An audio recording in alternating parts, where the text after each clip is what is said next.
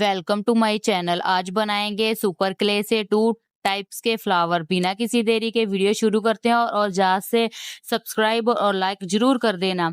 मैंने उठा ले हैं अपने कुछ बचे खुची सुपर क्ले और उनमें से मैंने पर्पल कलर लिया है और थोड़ा सा उसमें वाइट कलर को मिक्स कर दिया है और देन उसको मिक्स करने के बाद मैंने इसके गोल गोल छोटे छोटे 5 लड्डू बना लिए हैं और इन लड्डुओं को खाना नहीं है, इनको आपस में जोड़ना है, ऐसे फ्लावर बनाना है और येलो क्ले लेकर उसका भी लड्डू बनाकर इसमें ऐसे बीच में अटैच कर देना है।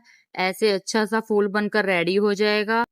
और अगले फ्लावर को आप खुद ही देख लीजिए मैंने कैसे तैयार किया है। स्टेप बाय स्टेप मैं आपको दिखा रही हूँ।